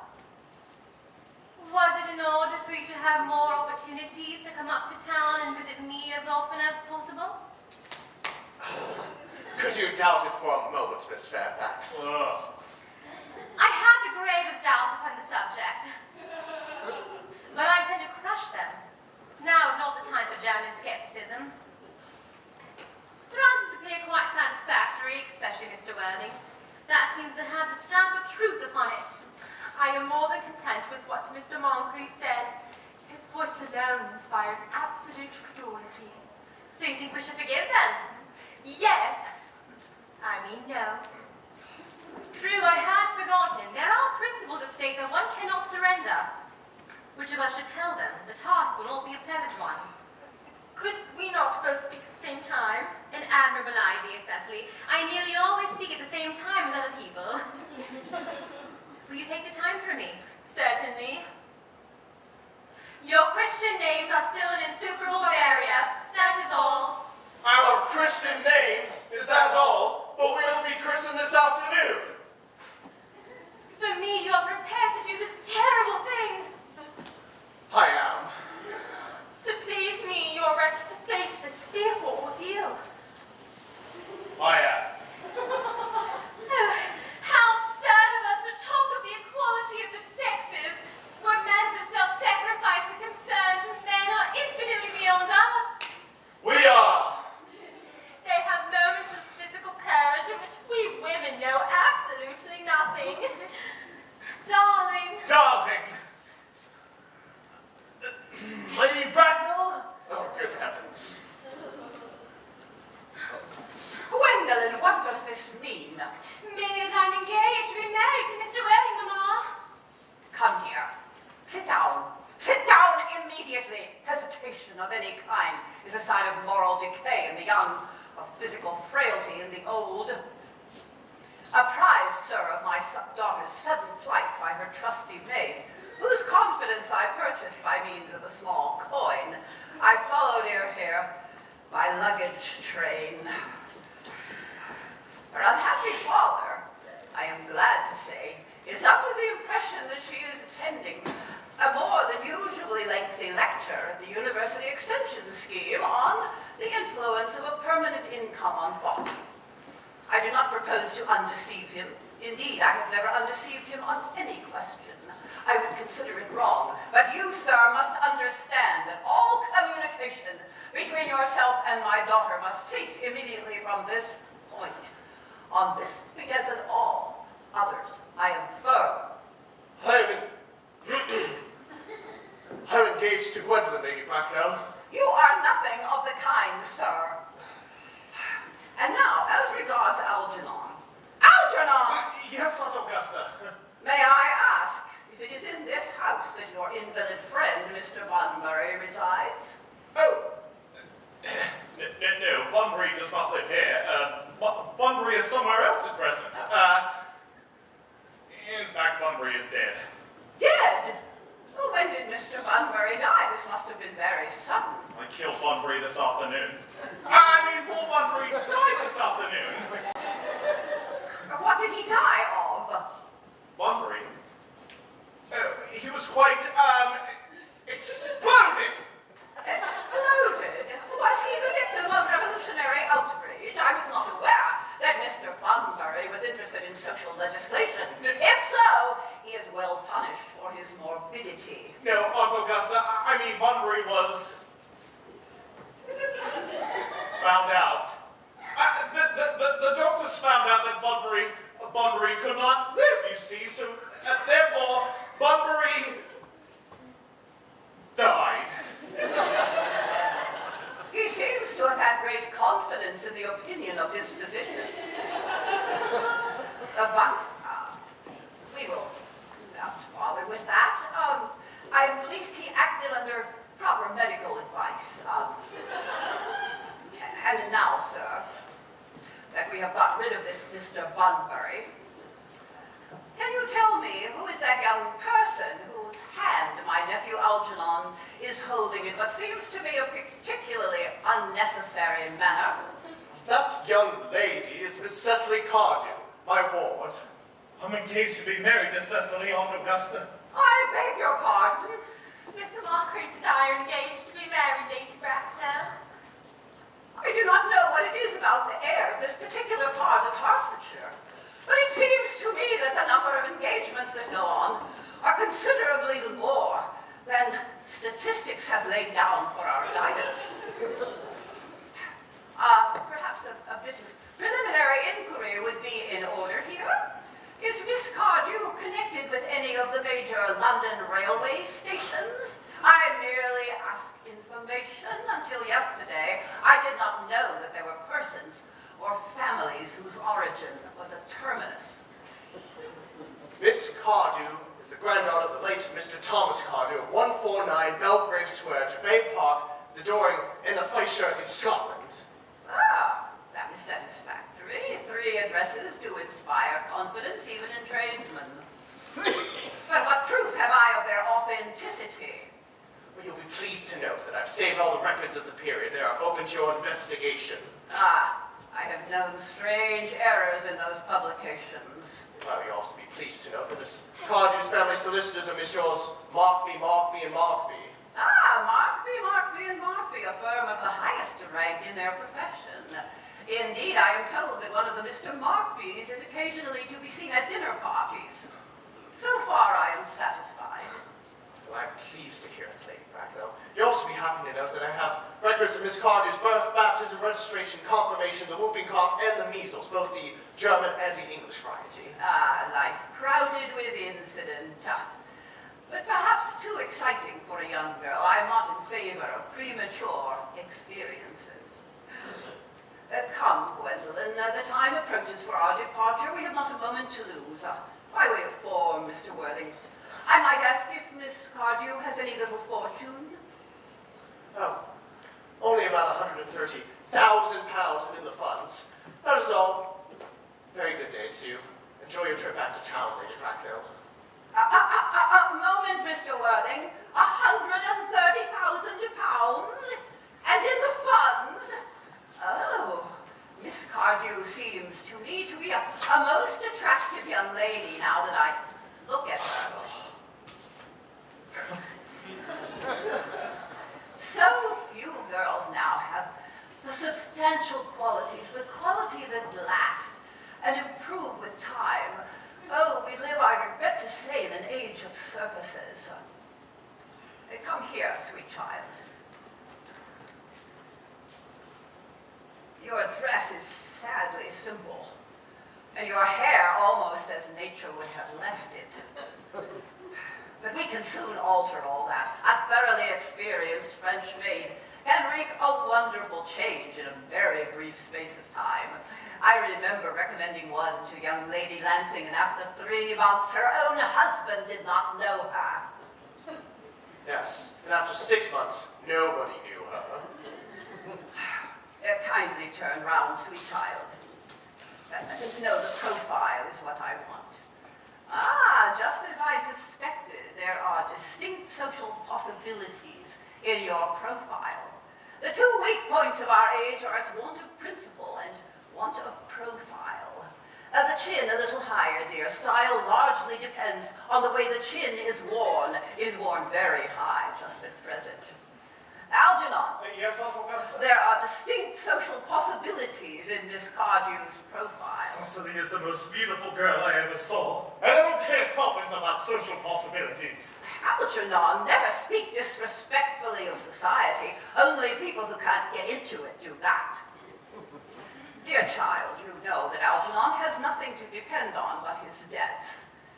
But I do not approve of mercenary marriages. When I married Lord Bracknell, I had no fortune of any kind, but I never dreamed of allowing that to stand in my way. Well, I suppose I must give my consent. Thank you, Aunt Augusta. you may kiss me. Thank you, Lady Bracknell. You may also address me as Aunt Augusta for the future. Thank you, Aunt Augusta. The marriage, I think, had better take place quite soon. Thank you, Aunt Augusta. Thank you, Aunt Augusta. To speak frankly, I do not approve of long engagements. They give people too much time to learn about each other's character, which I think is never advisable. Pray, excuse me for a moment, Lady Bracknell. Unfortunately, I must inform you that as I am Miss Cardew's guardian, she cannot be married without my permission, and I refuse to give that. On what grounds, may I ask? Algernon is an extremely, I might say, an ostentatiously eligible young man. He has nothing, but he looks everything. What more can you desire? Well, I must say that I don't at all approve of Algernon's moral character. In fact, I think that he is untruthful. Untruthful? My nephew Algernon, impossible. He is an Oxonian. I'm afraid there can be no possible doubt about the matter. You see, while I was away on an important question of romance, he obtained admission to my house under the false pretense of being my brother. There, he drank, I've just been told by my mother, an entire pint bottle of Pierre Brouet, 89. A bottle of wine I was specifically saving for myself. Then, in the course of an afternoon, he proceeded to alienate the affections of my only ward. He then stayed to tea and then proceeded to eat every single muffin. What makes his conduct all the more harmless is he knows perfectly well that I don't have a brother. I've never had a brother. I will never have a brother in the future, not of any kind. He knows because I told him so myself yesterday. After careful consideration, Mr. Worthing, I have decided to overlook my nephew's conduct to you. Well, that's very kind of you, Lady Bracknell. My own decision, however, is unalterable. I decline to give my consent. Come here, sweet child. How old are you? Well, I am really only 18, but I always admit to 20 while going to evening parties. You are right to make some minor alteration. No woman should be entirely accurate about her age. It looks so calculating. 18, but admitting to 20 at evening parties. Well, it will not be long before you are of age. And your guardian's consent will not be a matter of any importance. Pray, excuse me again for interrupting once more, Lady Bracknell. However, I think it's very important for you both to know that, according to her grandfather's will, Miss Cardew does not become of age until 35. That does not seem to me to be a very grave objection. 35 is a very attractive age. I know many women of the highest birth in London who have chosen of their own free will to be 35 for years. Lady Dumbledore is a case in point. She has remained 35 ever since she passed the age of 40, which was many years ago now. I see no reason why our dear Cecily will not be even more attractive at the age you mentioned than she is at present. There will be a large accumulation of property. Algie, could you wait for me till I was 35? Of course I could, Cecily. You know I could. Yes, I felt instinctively. But I couldn't wait all that time. I hate waiting even 5 minutes, my dear Putty. I am not punctual myself, I know. It makes me rather cross. But I do like punctuality in others. And waiting even to be married is quite out of the question. And what is to be done, Cecily? I don't know, Mr. Margaret. Mr. Worthing, as Miss Cardew states that she cannot wait until she is 35, a remark I am bound to say shows a somewhat impatient disposition. I would beg of you to reconsider your decision. But my dear Lady Bracknell, the decision is entirely within your hands.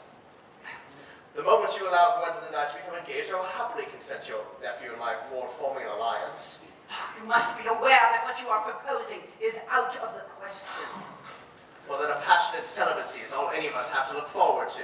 That is not the destiny I propose for Gwendolyn. Now, Algernon, of course, can choose for himself. Come, dear.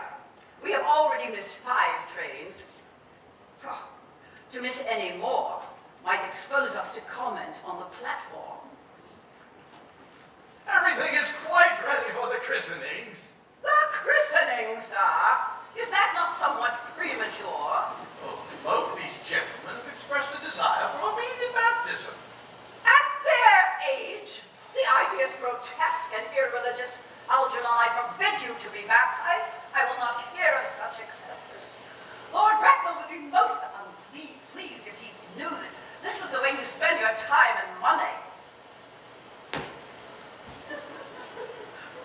Am I to understand, then, that there are to be no christenings at all today?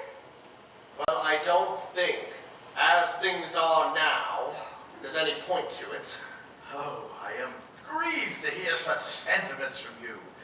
They savor of the heretical views of the Anabaptists, views that I've completely refuted in 4 of my unpublished sermons. But since your current mood seems to be one particularly secular, I shall return to the church at once. Indeed, I have just been informed by the pew opener that for the last hour and a half, Miss Prism has been waiting for me in the vestry. Miss Prism? Did I hear you mention a Miss Prism? Yes, I'm on my way to see her now, Lady Bracknell. Oh, pray allow me to detain you, Doctor. This may prove to be a matter of grave importance for Lord Bracknell and myself. Is this Miss Prism a female of repellent aspect, remotely connected with education? She is the most cultivated of ladies, the very picture of respectability. It is obviously the same person. May I ask, sir, what position she holds in your household? I am a celibate, madam. Miss Prism, Lady Bracknell, has been for the last 3 years Miss Cardew's esteemed governess and companion. In spite of what I hear of her, I must see her at once. Let her be sent for. She approacheth. She is nigh. Oh, I was told that you expected me in the vestry, dear Colonel. I have been waiting for you there for an hour and 3/4. Prism? Come here, Prism. Prism, where is that baby?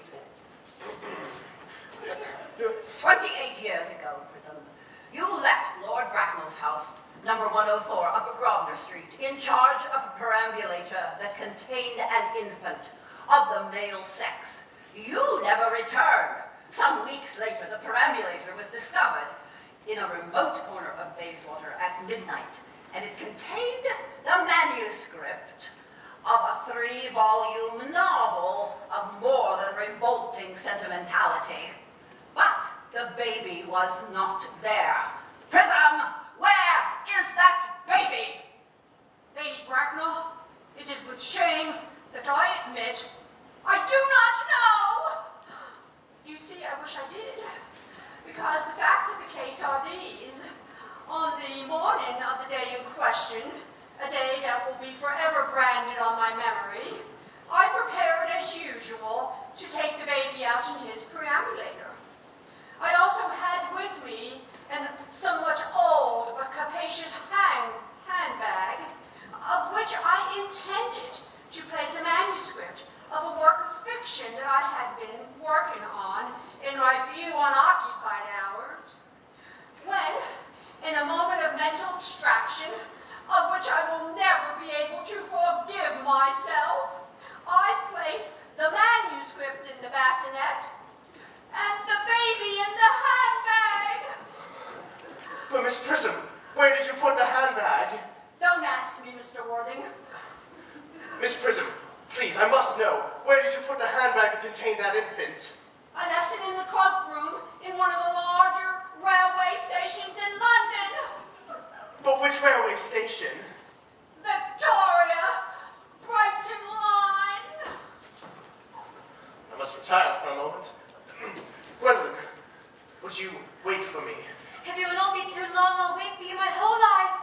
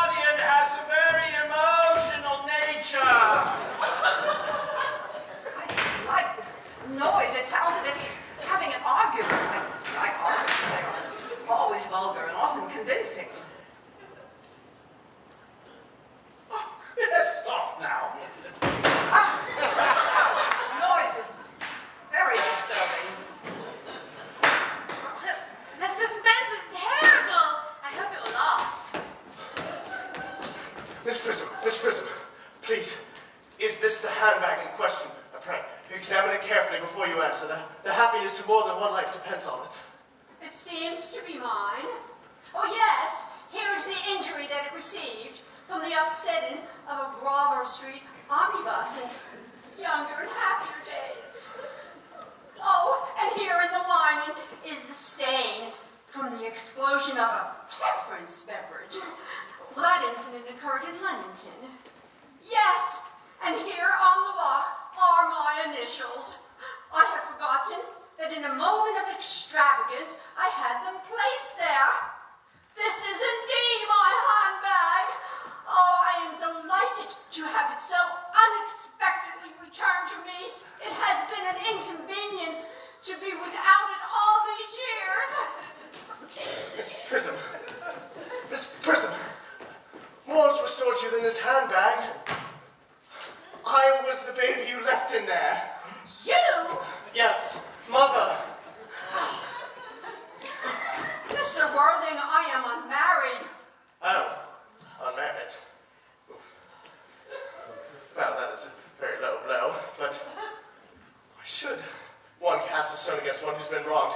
Cannot an act of repentance wipe out an act of sin? And why should there be one law for men and another for women?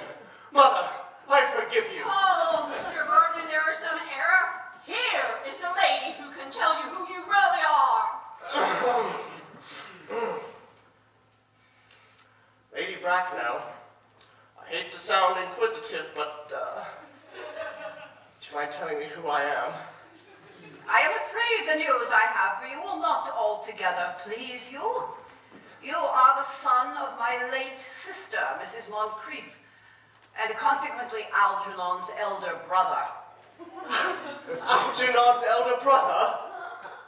Well, then I have a brother after all. Cecily, how could you doubt for a moment that I had a brother? Dr. Chasuble, my unfortunate brother Algie.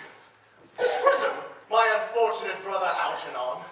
Gwendolyn, my unfortunate brother. Algie, young scoundrel, you never treated me right in your whole life. You never even treated me like a brother. Not till today, old boy, I admit. I did my best, however, I was out of practice. My own one, but what own are you? What is your Christian name now that you've become someone else? Good heavens, I'd completely forgotten about that. Your position on the matter is completely unchanged, I suppose. I never change, except in my affections. What a noble nature you have, Gwendolyn. Well, the thing had better be out at once. Lady Aunt Augusta. A moment, if you would. When I had been found, had I been christened already? Every luxury which money could buy, including christening, had been lavished upon you by your fond and doting parents. That I had been christened. Let me know my Christian name. I can handle the worst. Being the eldest son, you were naturally christened after your father.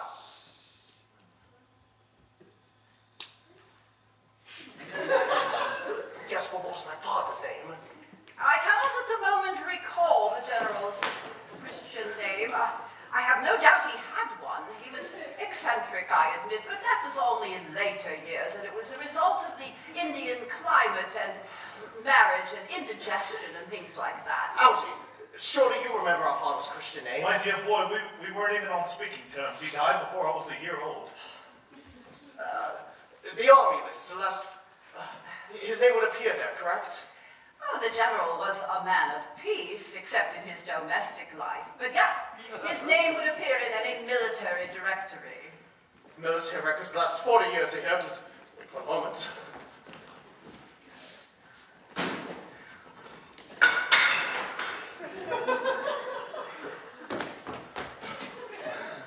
These delightful records should have been a source of my constant study. Let's see, M names, Mariam, Mallard, Mock, ghastly names they are. Moncrief, Lieutenant, 1840, Lieutenant Colonel, General, 1860. Christian names. Earnest John. See, I always knew my name was Earnest. I mean, Naturally, my name has always been Ernest. Yes, I recall the general's name was Earnest. I knew I had a reason for disliking the name. Oh, Ernest! My own Ernest! I knew from the first that you could have no other name. Oh, my dear, it's a sad thing for a man to realize that all his life he's been telling nothing but the truth. Surely you can forgive me, I can, for now I feel you are sure to change. my own one. Letitia! Frederick at last. Cecily, at last. Gwendolyn, at last. My nephew, you seem to be displaying signs of triviality. On the contrary, Aunt Augusta, for the first time in my life, I've realized the vital importance of being earnest.